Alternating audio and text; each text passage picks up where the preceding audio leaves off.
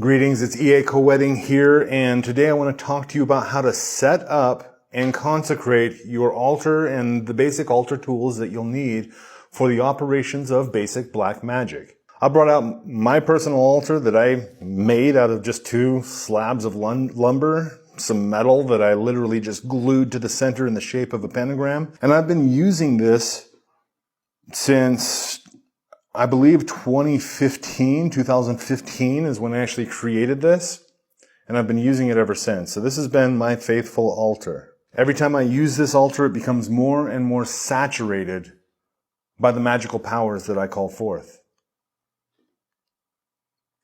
The altar itself is representative of the element of earth.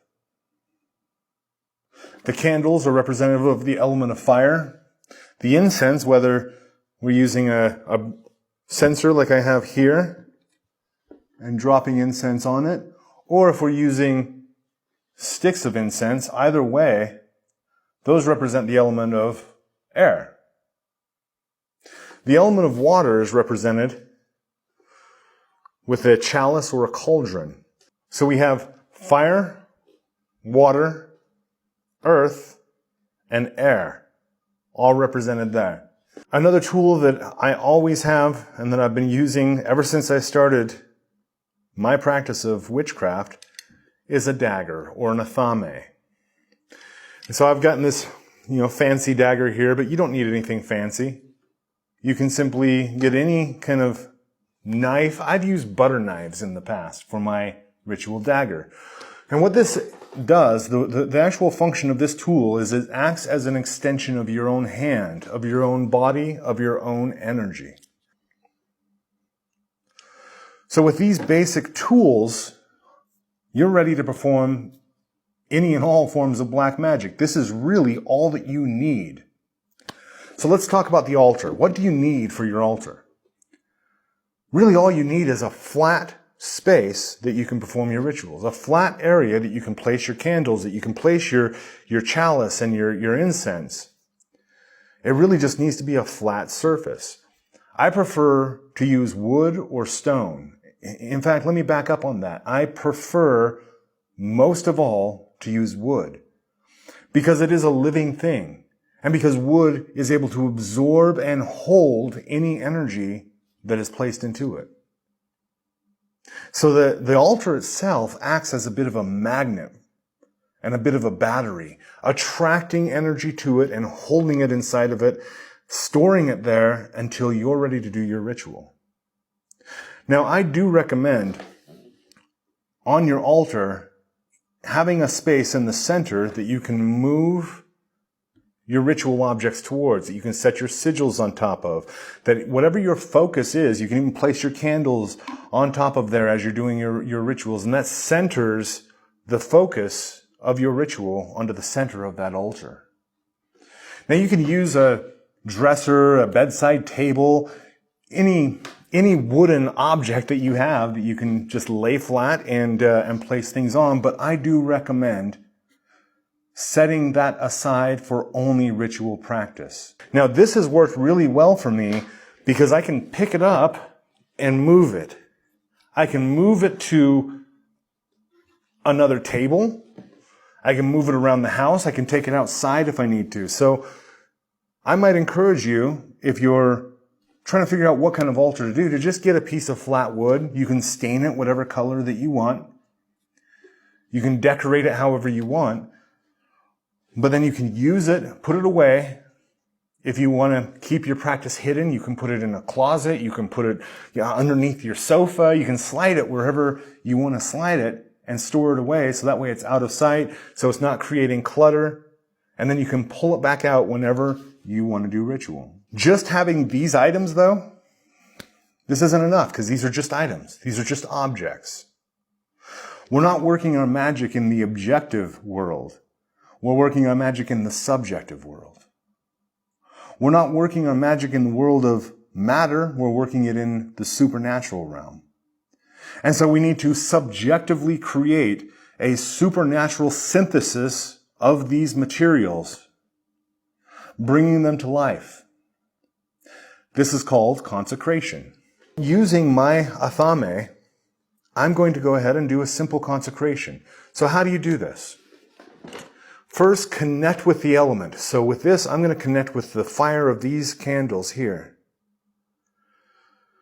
I'm going to feel the fire. So even though I'm not even close to touching the flame, I can feel the energy of the flame passing down the metal blade of this athame, through the handle and into my hand.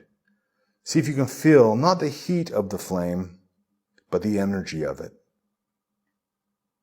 And once you're connected to that, just making that connection internally begins to awaken that flame as a living thing.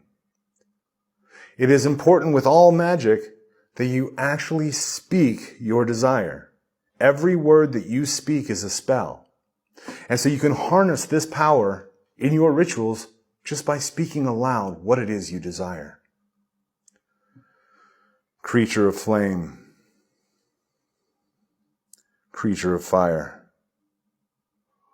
I awaken you. As the being of fire, the gateway of flame, I awaken you.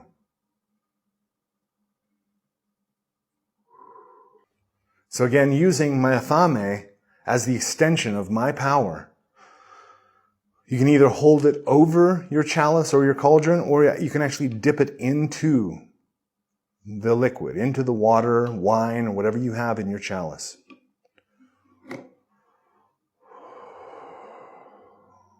Creature of water, I consecrate you to this dark art. I awaken you, creature of water, on this altar. And again, I'm just seeing that visualization of the actual mouth of the chalice or the cauldron opening.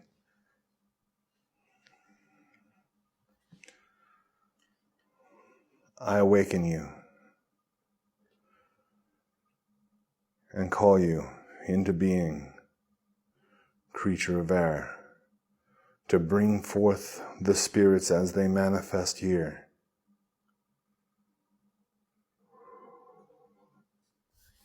And now the altar. For the consecration of the altar, rather than just simply pointing at it or touching it with this, I suggest that you make a full contact with your altar by placing both of your hands upon your altar, anywhere that you feel drawn to. And actually feel, just like you did with the fire, feel the energy of that altar beneath your hands. Feel the stability and the solidity of the element of earth beneath you. Creature of earth, I consecrate you as my altar, upon which all of these works of darkness will be made manifest. By fire, by water, by earth, and by air, it is done. So it is done. So it is done. Now, one thing that you need to understand about your altar is that this is the microcosmic representation of your life, of your entire world. What this means is that everything that happens on the altar is going to happen in your life.